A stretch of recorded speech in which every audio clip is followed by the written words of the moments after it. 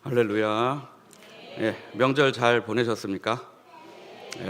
우리 주일학교 어린이들은 용돈 많이 받았나요? 용돈 많이 받은 것 같네요. 목소리 들어보니까. 또 명절도 잘 보내고 용돈도 많이 받았으니까 오늘부터 또 열심히 주일날 설교 열심히 들으시기 바랍니다. 우리 오늘 말씀 보도록 하겠습니다. 우리는 지난주까지 사무엘하 2장 말씀까지 봤습니다. 사울이 죽었지만 여전히 이스라엘은 분열된 채 혼란의 시기를 보내고 있었습니다. 남유다 사람들이 헤브론에서 다윗을 이미 왕으로 삼았지만 아직 북이스라엘과 통일하지 못한 채 이미와 아직 사이, 바로 헤브론의 시간을 보내고 있습니다. 더구나 북이스라엘의 군사령관 아브넬은 죽은 사울 왕의 아들 중 살아남은 이스보셋을 왕으로 세웁니다. 자신의 권력만 생각하는 아브넬은 다윗의 군사령관 요압과 충돌하며 수많은 사상자를 내게 됩니다. 이렇듯 인간의 왕국은 피를 부르는 왕국이며 완전하지 않은 왕국임을 우리는 지난 몇 주간의 설교를 통하여서 보았습니다. 또한 다윗 왕국이 세워지는 과정 가운데 벌어진 피를 부른 충돌이 단지 권력의 다툼이 아니라 이 세상은 결국 죄가 만들어내는 피의 왕국이며 온전한 하나님 나라, 하나님의 왕국은 다윗의 언약을 통하여 결국 하나님께서 준비하시는 왕으로 이어지고 그 왕의 나라만이 온전한 나라이다라는 것을 지난 몇 주간 말씀을 통하여서 우리는 봤습니다. 계속해서 오늘 말씀을 통하여서 이미와 아직 사이, 헤브론의 시간, 혼란의 시기에 권력 다툼처럼 보이지만 죄가 만들어내는 피의 왕국을 통해 하나님께서 준비하시는 하나님의 나라와 왕의 길에 대해서 다시 한번 생각해 보는 시간을 갖도록 하겠습니다. 3장 1절입니다. 우리 다시 한번 읽어볼까요? 1절입니다. 사울의 집과 다윗의 집 사이에 전쟁이 오래매 약하여 가니라. 1절에서 전쟁이란 단어가 나옵니다. 어느 전쟁이든지 이기는 쪽이 있으면 패하는 쪽이 있기 마련입니다. 그런데 꼭 영토와 무기, 군사가 많다고 반드시 승리하는 것은 아닙니다. 지난주 본문에서 보았듯 이스라엘이 다윗의 집과 사울의 집으로 나누어진 이후 처음 기브온 샘터에서 충돌했습니다. 그 외에도 크고 작은 소모전이 계속되었으나 오늘 본문에서 무엇이라고 나옵니까? 다윗의 집이 점점 강하여 가고, 다윗의 집이 점점 강하여 갔다는 것은 한 번 강해지고 만 것이 아니라 계속 강해졌다라는 것을 의미합니다. 사실 사울의 집은 10지파나 되었고 영토, 인구, 군사력 이 모든 것이 다윗의 집보다 우세했는데도 다윗의 집이 점점 강해져 갔다라는 것은 왜 그랬을까요? 왜 약한 다윗의 집이 점점 강하여 갔을까요? 그 이유는 하나님께서 다윗의 집과 다윗과 함께 하셨기 때문입니다. 하나님께서는 자신의 목적대로 역사를 이끌어 가시기에 사람의 눈에는 보이지 않으나 세밀하게 섭리하시는 예를 오늘 본문 사무엘하 3장부터 4장에 이르기까지 보여주십니다. 계속해서 말씀을 보도록 하겠습니다. 2절부터 5절까지 한 절씩 교독하겠습니다. 2절입니다. 다윗이 헤브론에서 아들들을 낳았으되 맏아들은 암논이라 이스라엘 여인 아히노암의 소생이요 둘째는 길로앗이라 갈멜 사람 나발의 아내였던 아비가일의 소생이요 셋째는 압살롬이라 구스왕 갈멜의 딸 마아가의 아들이요 넷째는 아도니아라 핫깃의 아들이요 다섯째는 스바데라 아비달의 아들이요 여섯째는 이드보암이라 다윗의 아내 에글라의 소생이니 이들은 다윗이 헤브론에서 낳은 자들이었더라. 2절부터 다윗이 헤브론에서 낳은 아들들과 아내들에 대해서 소개를 합니다. 이렇듯 가족 크기가 점점 커지는 것을 묘사한 것은 다윗의 집이 점점 강하여 갔다라는 것을 보여줍니다. 또한 당시 통치자가 아내를 많이 두는 것은 이방 나라에 흔히 볼 수 있었던 풍습이었습니다. 나라와 나라 사이에 조약을 맺을 때 한 나라의 왕이 다른 나라의 왕에게 자신의 딸을 후궁으로 주어 상호 불가침 조약의 담보로 딸을 이용하여 장인과 사위가 되곤 했습니다. 다윗이 아내를 많이 둔 것도 이방 왕들의 관례를 따른 것인데, 물론 이것은 생육하고 번성하라라는 하나님의 말씀을 잘 지키는 것처럼 보일 수도 있습니다. 하지만 사실 이것은 하나님의 뜻에 역행하는 행위였습니다. 신명기 17장 보면요, 내가 내 하나님 여호와께서 내게 주시는 땅에 이르러 그 땅을 차지하고 거주할 때 만일 우리도 우리 주의 모든 민족들 같이 우리 외에 왕을 세워야겠다는 생각이 나거든 그에게 아내를 많이 두어 그의 마음이 미혹되지 말게 할 것이며 자기를 위하여 은금을 많이 쌓지 말 것이니라 라고 분명하게 율법에 명령하고 있습니다. 하나님께서 장차 이스라엘 왕이 될 사람에게 여러 아내가 가져온 우상에 미혹되어 하나님을 떠날 것을 염려해 아내를 두지 말라라고 명령하신 것입니다. 그런데도 다윗은 아내를 많이 두었고 그의 아들 솔로몬은 더욱 심했습니다. 열왕기상 11장에 보면요, 왕은 후궁이 700명이요 첩이 300명이라 그의 여인들이 왕의 마음을 돌아서게 하였더라. 솔로몬이 마음을 돌려 이스라엘의 하나님 여호와를 떠남으로 여호와께서 그에게 진노하시니라 라고 나와 있습니다. 솔로몬이 여호와 하나님을 떠났다라고 기록하고 있습니다. 솔로몬은 이방 여인들이 가져온 각종 우상 숭배를 하다가 하나님을 떠났고, 하나님께서 그 징계로 솔로몬이 죽은 뒤에 이스라엘은 남과 북으로 갈라지게 됩니다.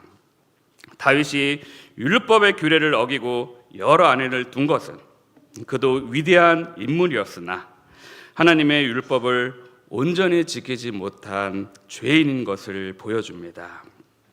성경이 위대한 인물들의 허물을 솔직하게 밝히는 것은 그들도 인간이고 하나님처럼 숭배할 대상이 아니다라는 것을 말해주며, 동시에 하나님의 법을 제대로 지키는 못하는 우리를 또 위로하기 위해서도입니다. 하나님께서는 성경에 불완전한 사람을 들어 쓰셔서 일을 하도록 맡겨주셨다며 지금 나같이 부족한 사람도, 저를 포함해 나같이 부족한 사람도 하나님께 쓰임받을 수 있다라는 소망을 우리에게 줍니다. 하지만 우리가 약을 복용할 때 설명서에 나와 있는 지침대로 약을 먹지 않으면 그 약이 오히려 독이 됩니다.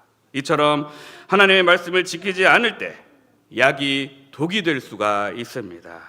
다윗이 율법을 어기고 아내를 많이 두었는데 그 아내들이 낳은 자녀 때문에 그는 노년에 아주 힘들게 보내게 됩니다. 어떻게 보내는지 볼까요? 장남 암논은 장남이었기에 다윗이 거는 기대가 무척 컸을 것입니다. 암논도 장차 다윗의 왕위를 이어갈 것이라고 생각했으나 그는요, 엄청난 죄악을 저지릅니다. 그는 아주 교묘한 방법으로 이복누이 다말을 범합니다. 다말은 압살롬의 친누이였습니다. 압살롬은 친누이가 당한 수치를 응징하기 위해 암논을 살해합니다. 그러므로 형제간에 칼부림이 일어납니다.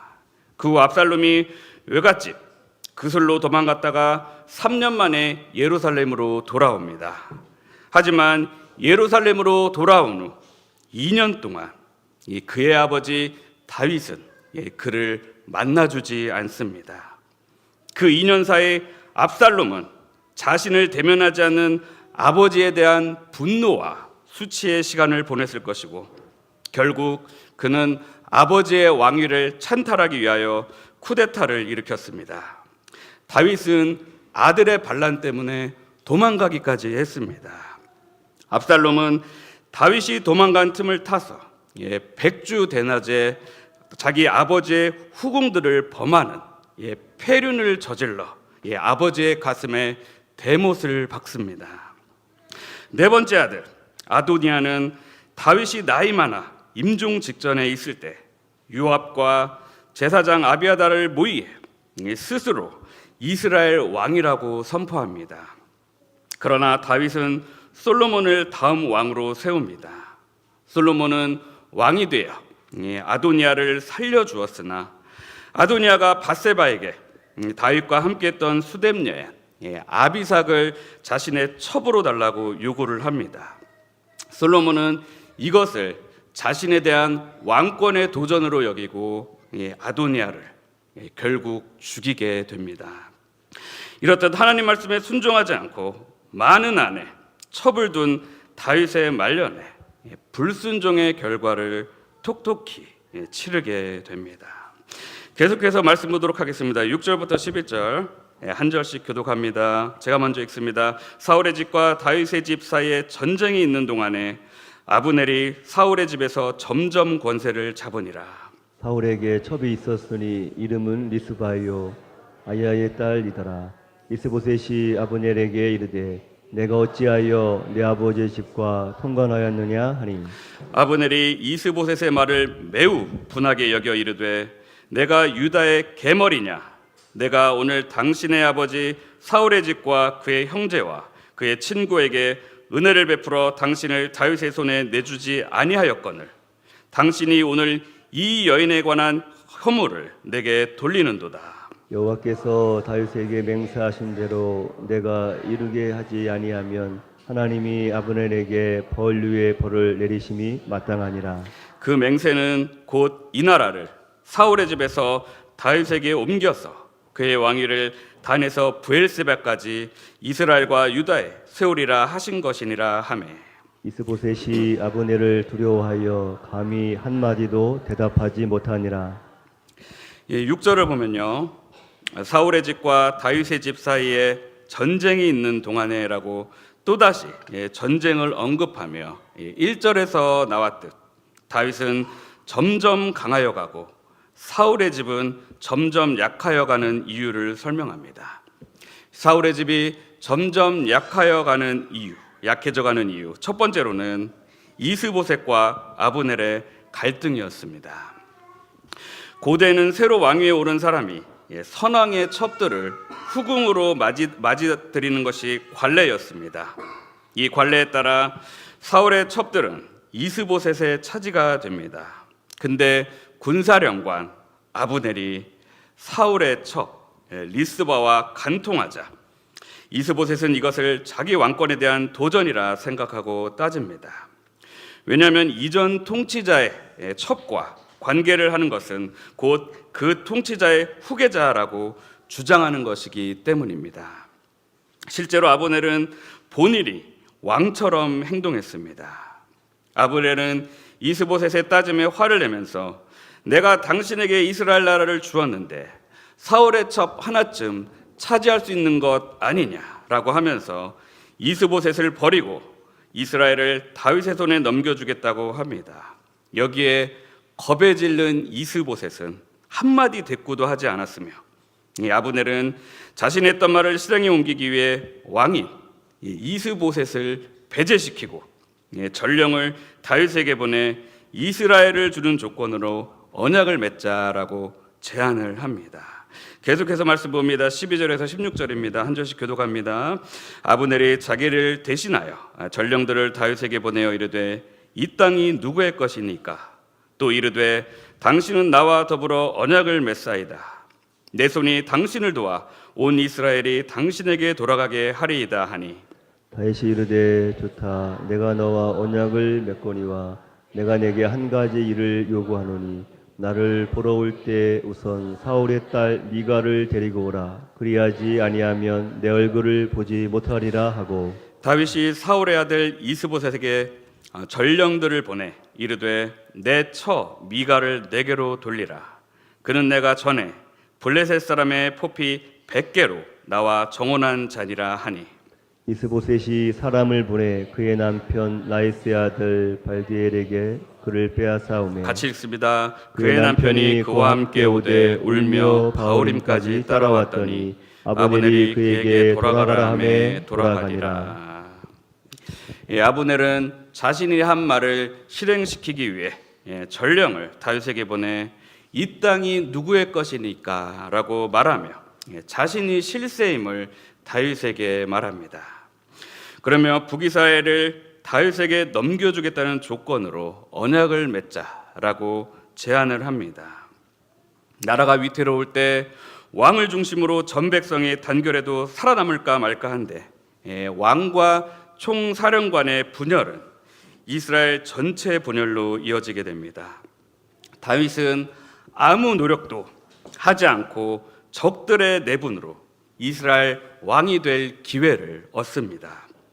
여기서도 보이지 않는 하나님의 손이 다윗의 편에서 일하고 계심을 우리는 알 수 있습니다. 역사는 하나님의 계획과 목적에 따라 이끌려 가는 것입니다. 하나님께서는 인간 관계의 갈등, 속임수, 배반, 폭력 같은 죄악과 문제 가운데서도 자신의 뜻을 신실하게 이어가십니다. 이 사실을 믿는 사람은 어떤 복잡한 상황과 관계 속에서도 인간적인 꾀나 세상의 방법에 호소하지 않고 낙담하거나 조급해하지 않습니다. 우리가 아무것도 할 수 없을 때 가만히 하나님의 일하심을 기다리는 것이 바로 믿음의 반응입니다. 한편 다윗은 아브넬의 제안, 즉 다윗을 도와 온 이스라엘을 다윗에게 돌아가게 하겠다라는 것을 받아들입니다. 그런데 다윗이 한 가지 조건을 요구합니다. 아브넬이 언약을 맺기 위해 헤브론으로 올 때 누구를 데려오라고 합니까? 사울의 딸 미갈을 데려오라고 합니다. 미갈은 누구일까요? 다윗이 골리앗과의 싸움에서 골리앗을 죽인 공로로 사울은 딸 미갈을 다윗의 아내로 주었으며 그 후에 두 사람은 부부로 함께 살았습니다. 만약 다윗이 미갈과 정식으로 이혼을 했다면 되돌려달라고 요구할 수 없었을 것입니다. 하지만 사울이 다윗을 시기한 후 미갈을 다른 남자에게로 시집을 보내버립니다. 그들의 결혼은 다윗의 동의 없이 일방적으로 파기됐던 것입니다. 다윗은 미갈과 10년 동안 헤어졌고 미갈이 재혼해서 자녀를 낳았는지 알 수는 없지만 오늘 본문에서 미갈을 빼앗아 올 때 그의 남편 발디엘이 울면서 바울임까지 따라간 것을 보면 아주 행복한 가정을 이루고 있었던 것을 짐작할 수 있습니다. 다윗이 미갈을 요구한 목적이 무엇이었을까요? 그것은 사울이 만든 잘못된 과거를 되돌리려는 의도일 수도 있고 또 자신이 왕의 사위로 사울의 뒤를 이어 왕이 될 적임자라고 이스라엘의 왕이 될 자격이 있다는 것을 주장하기 위해서였을지도 모릅니다. 또한 통일을 이루기 위하여 북쪽 지파들과 화해하는데 유리한 환경을 만들기 위해서였을지도 모릅니다. 하지만 결과적으로 다윗은 정치적인 목적을 이루기 위해 단란했던 한 가정의 행복을 깨뜨립니다.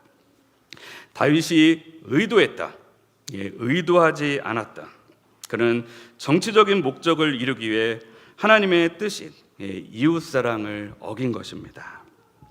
이 역시 다윗이 우리와 똑같은 죄의 성품을 소유한 사람이고 또한 우리와 똑같은 사람임을 보여주는 또 다른 사례입니다.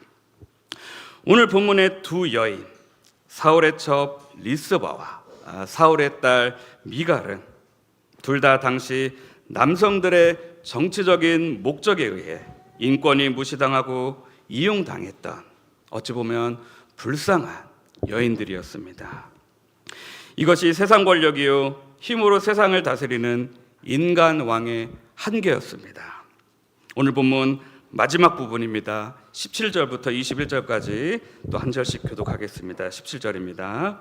아브넬이 이스라엘 장로들에게 말하여 이르되 너희가 여러 번 다윗을 너희의 임금으로 세우기를 구하였으니 이제 그대로 하라. 여호와께서 이미 다윗에 대하여 말씀하시기를 내가 내 종 다윗의 손으로 내 백성 이스라엘을 구원하여 블레셋 사람의 손과 모든 대적의 손에서 벗어나게 하리라 하셨음이니라 하고 아브넬이 또 베냐민 사람의 귀에 말하고 아브넬이 이스라엘과 베냐민의 온 집이 선하게 여기는 모든 것을 다윗의 귀에 말하려고 헤브론으로 가니라.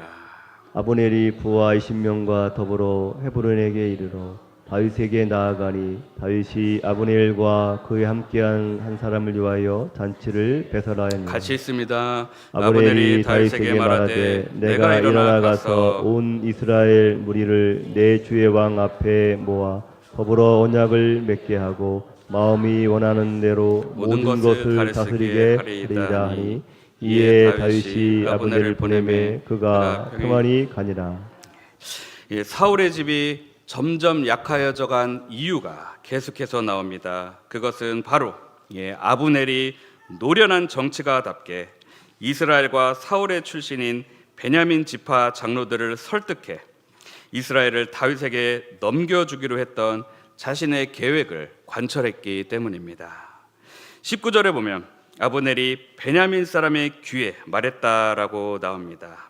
이는 사울이 베냐민 출신이기에 베냐민 장로들을 설득해야 통일을 이룰 수 있었기 때문입니다. 아브넬은 헤브론으로 가서 다윗을 만나 이스라엘을 넘기는 문제를 의논합니다. 하지만 어떤 협상이든 국가 간의 협상은 왕이 중심이 되어 진행되어야 하는 것이 관례입니다. 하지만 왕인 이스보셋을 배제한 채 아브넬이 중심이 되어 진행한 것은 이스보셋에게 아무런 실권이 없었다는 것을 보여주고 아브넬이 그동안 이스보셋을 가짜 왕으로 하나님이 세우신 왕이 아니었음을 스스로 증명한 것이며 지금도 다윗을 만나서 하는 행동도 하나님의 관점에서 행동하는 것이 아닌 지극히 자신의 정치적 목적과 안위를 위해서 행동하고 있는 것임을 보여주고 있습니다. 또한 다윗은 이러한 아브넬이 어떤 사람인지 알지 못했던 건지 아니면 알면서도 그런 건지 교활한 아브넬의 제안을 받아들이고 또 그에게 잔치까지 베풀었으며 평안히 돌아가도록 합니다. 하지만 다윗이 적의 장군 아브넬의 제안을 받아들인 건 아브넬의 악함을 묵인한 것이나 아브넬을 믿어서라기보다 통일 왕국을 피 흘림 없이 이루려는 하나님 나라의 큰 흐름 속에서 정치적, 신앙적 판단이 함께 작용했기 때문입니다. 아브넬은 이스보셋의 군대 장관이지만 사실상 사울 집안의 권력자였습니다. 그가 온 이스라엘을 다윗 왕에게로 돌아가게 하겠다라고 제안한 것은 다윗에게 있어서 내전 종결과 북쪽 지파들의 결집을 현실적으로 가능하게 하는 통로였습니다. 어떻게 보면 가장 현실적인 피 흘림 없이 통일을 이루는 현실적인 방법이었습니다. 또한 오늘 본문 1절에서 말하듯 전쟁이 오래됩니다. 내전이 계속된다면 백성들은 지치고 블레셋과 같은 적들이 언제 쳐들어올지 모르고 새로운 나라가 평화롭게 통일되어 시작되어야 되는데 내전이 계속된다면 국가의 기초가 피로 물들 수밖에 없었습니다. 따라서 아브넬의 제안은 피가 아닌 협상으로 통일을 앞당길 수 있는 기회였고 다윗에게 있어 하나님께서 이루실 왕권 확립을 위해 아브넬의 제안은 가장 최선이었다라고 할 수 있습니다. 오늘 본문을 통하여 우리가 함께 생각해 볼 수 있는 것들을 세 가지로 정리해 봅니다. 첫 번째, 전쟁이 오래가도 하나님은 보이지 않게 다윗의 집을 강하게 하신다. 전쟁이 오래가도 하나님은 보이지 않게 다윗의 집을 강하게 하신다는 것입니다. 1절에 전쟁이 오래 계속되었다라고 나옵니다. 그런데 성경은 승패의 원인을 군사력으로 설명하지 않습니다. 사울의 집은 여전히 이 열지파와 기반 그런 체계를 가지고 있었지만 하나님은 다윗은 점점 강하여 가고라고 선언하십니다. 즉 강하여감의 근거가 사람이 아니라 하나님의 섭리임을 말하고 있습니다. 다윗의 강해짐 속에 이미 위험한 씨앗도 함께 자라나고 있었습니다. 그것은 바로 많은 아내와 그로 인한 자식들 간의 분란입니다. 여기서 중요한 교훈이 있습니다. 하나님이 자기의 일을 이루실 때 우리는 하나님의 섭리만 바라보고 자만해서도 안 되고 내가 잘해서 강해진다고 착각해서도 안 됩니다. 하나님께서는 다윗의 집을 세우시지만 동시에 다윗의 불완전함을 드러내며 경계하게 하십니다. 교회도 마찬가지입니다. 교회가 성장하고 사역이 확장될수록 하나님께서 하신 일을 찬양해야지 인간의 실력으로 만든 성과처럼 붙들면 위험합니다. 또 외형이 커질수록 세상 방식을 닮아가기 쉽습니다. 조직을 유지하기 위해 인간적인 방법을 사용하고 안전을 위해 거래를 하고 숫자를 위해 진리를 희석하는 그런 유혹이 올 수 있습니다. 그러므로 헤브론의 시간에 필요한 것은 첫 번째 믿음은 기다리는 믿음입니다. 전쟁이 오래가도 하나님께서는 보이지 않게 역사를 움직이십니다. 우리는 하나님의 때를 기다려야 합니다. 동시에 두 번째 믿음은 경계하는 믿음입니다. 하나님께서 세우시는 길 가운데서도 나의 욕심, 나의 욕망이 개입하지 않도록 스스로를 점검해야 합니다. 하나님이 강하시게 하는 과정이 곧 거룩하게 하시는 과정임을 우리는 잊지 말아야 합니다. 두 번째로 오늘 본문을 통해 생각해 볼 수 있는 부분은 사람의 왕국은 욕망과 권력으로 약자를 도구화하고 스스로 무너진다입니다. 사람의 왕국은 욕망과 권력으로 약자를 도구화하고 스스로 무너진다. 6절부터 시선은 사울의 집으로 옮겨갑니다. 아브넬이 사울의 집에서 점점 권세를 잡으니라. 실권자가 등장합니다. 이스보셋이 왕이지만 실제로는 아브넬이 군사력, 정치를 쥐고 흔듭니다. 사람의 왕국은 언제나 겉왕과 실세가 존재합니다. 그 틈에서 욕망이 춤을 춥니다. 7절에서 이스보셋이 아브넬을 책망합니다. 어찌하여 내 아버지의 첩 리스바에게 들어갔느냐. 이는 아브넬이 왕권을 노리는 신호로 여겨질 수 있었습니다. 아브넬은 그 말을 듣고 격분합니다. 내가 유다의 계머리냐. 그리고 그 분노는 곧바로 하나님의 약속으로 포장됩니다. 내가 나라를 다윗에게로 옮기리라. 여기서 우리는 인간 권력의 속성을 봅니다. 아브넬의 말에는 하나님 약속을 언급하는 종교적 언어가 섞여 있습니다. 그러나 계기는 본인이 신앙적으로 회개하는 것이 아니라 상처난 자존심과 권력 다툼 때문입니다. 자신의 체면을 건드리자 충성의 방향을 바꿉니다.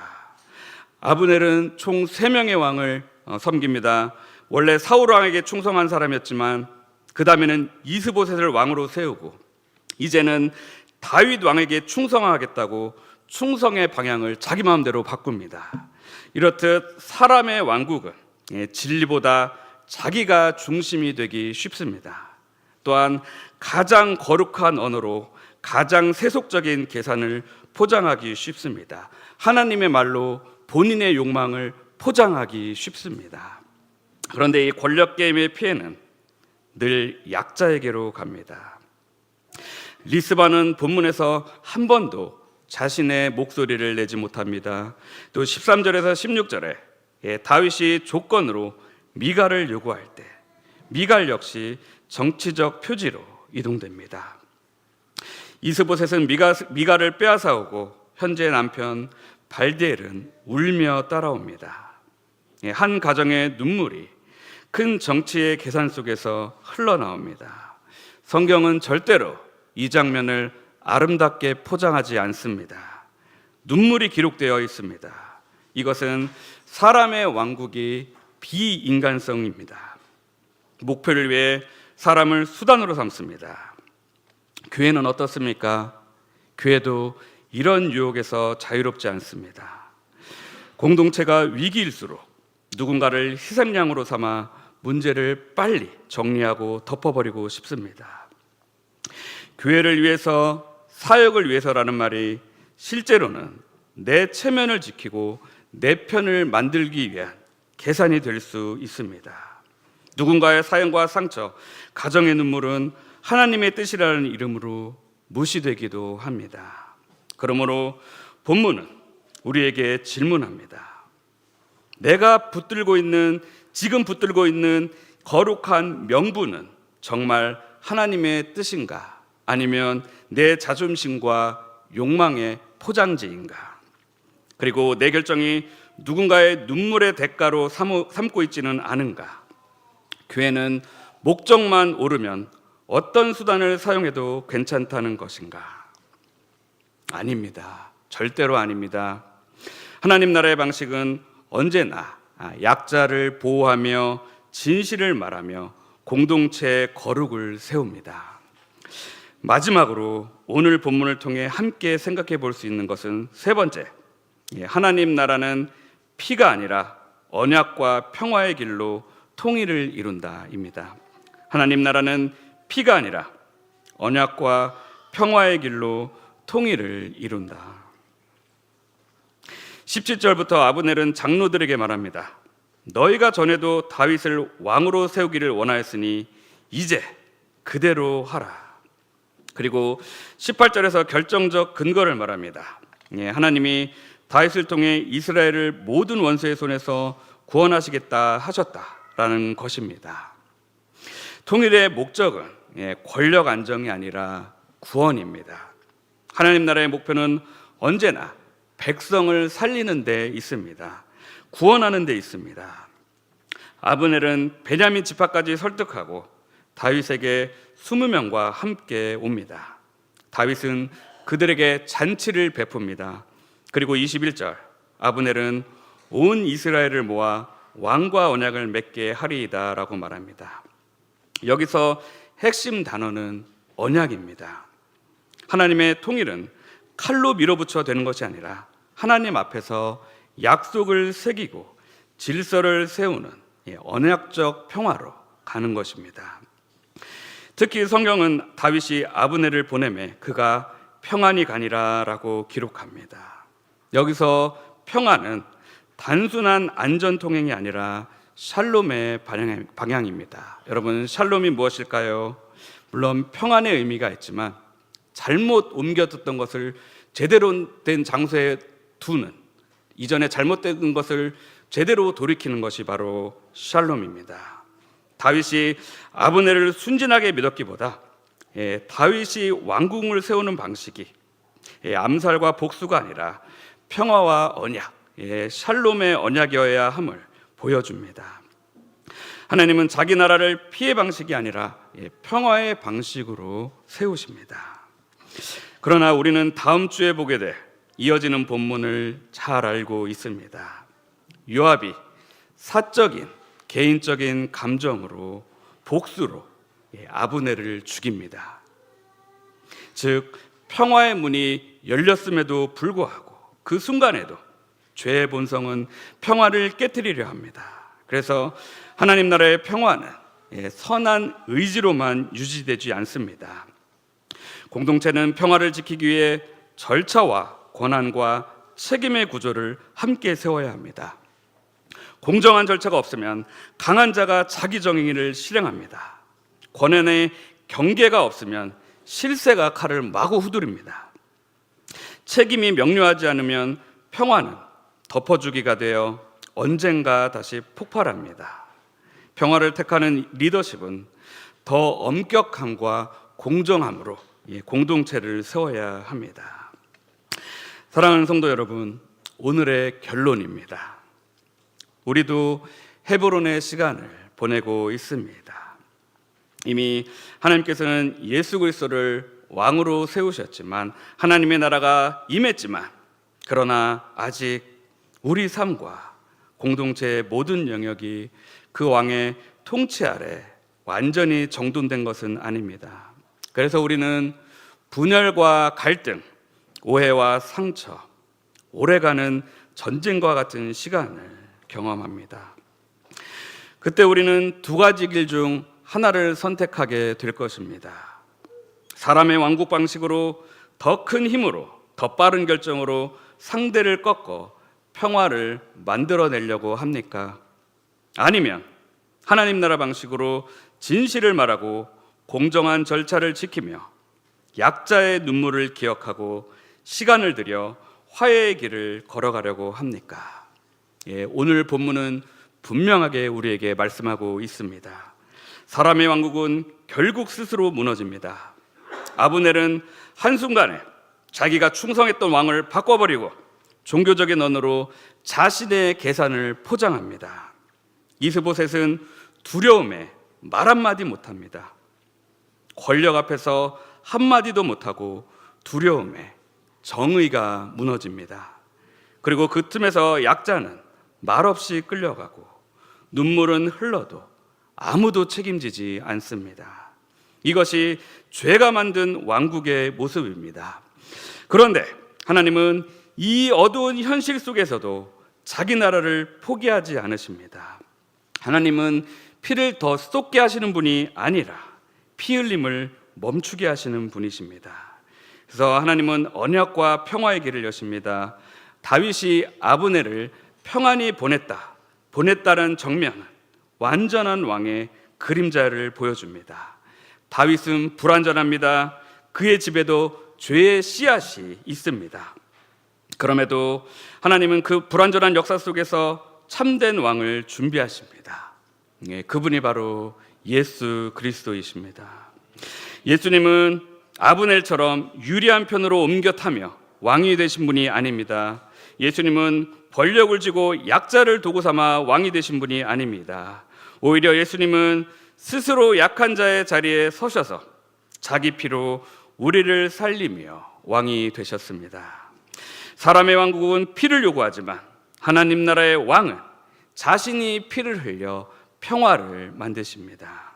그래서 골로새서 1장 20절에 보면 그리스도께서 십자가의 피로 화평을 이루사라고 말씀합니다. 참된 샬롬은 상대를 눌러서 얻는 휴전이 아니라 주님께서 값을 치르셔서 주시는 화해입니다. 그래서 오늘 본문을 우리는 다른 사람들의 이야기로만 들어서는 안 됩니다. 우리는 아브넬처럼 상처받은 자존심을 하나님의 뜻, 하나님의 계획으로 포장하여 방향을 바꿀 때가 있습니까? 우리는 이스보셋처럼 권력 앞에서 두려움에 침묵하며 책임을 회피할 때가 있습니까? 우리는 다윗처럼 하나님의 계획과 뜻을 알면서도 누군가의 눈물을 충분히 바라보지 못하고 있을 때는 없습니까? 우리는 주님 앞에서 정직하게 고백해야 됩니다. 주님, 제 안에 아직까지 피의 습성이 있습니다. 하나님의 뜻임에도 불구하고 내 생각이 잘못됐음에도 불구하고 때로는 그것이 하나님의 뜻이다라고 오해하며 살아가고 그렇게 사역할 수도 있습니다. 지금까지도 여러분의 가정과 관계와 교회 안에 오래된 전쟁이 있습니까? 해결이 더디고 마음이 지쳐 있습니까? 하나님께서는 지금도 보이지 않게 일하고 계십니다. 그러니 조급함을 내려놓고 하나님의 시간을 신뢰하시기 바랍니다. 동시에 하나님은 우리에게 묻습니다. 너는 어떤 방식으로 평화를 이루려 하느냐?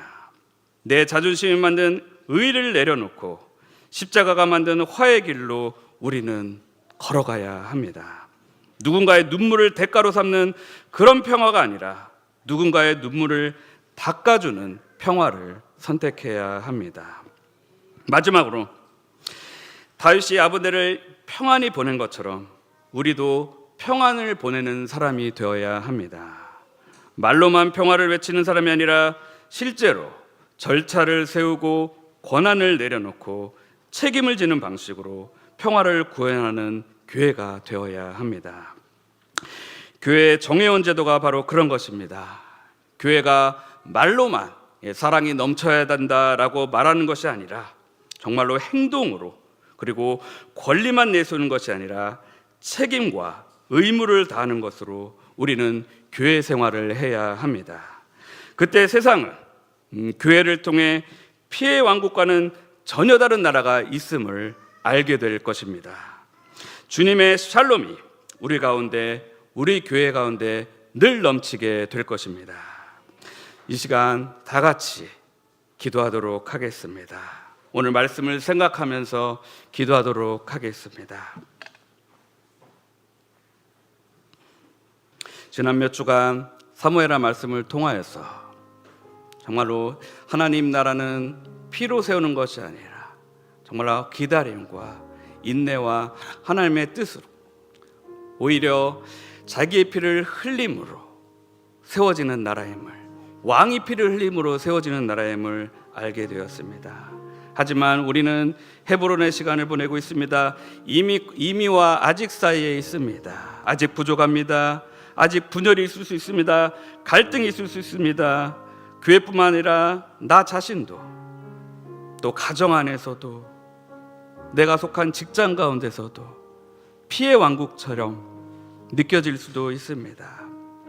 하지만 정말로 무엇이 하나님의 뜻인가? 우리가 하나님을 바라보며, 하나님의 나라를 바라보며, 하나님의 시간을 기다리며 우리는 살아야 합니다. 주님, 헤브론의 시간처럼 오래가는 전쟁 속에서도, 언제 끝날지 모르는 전쟁 속에서도 주님의 섭리를 신뢰하게 하소서라고 이 시간 다 같이 기도하도록 하겠습니다. 기도하겠습니다.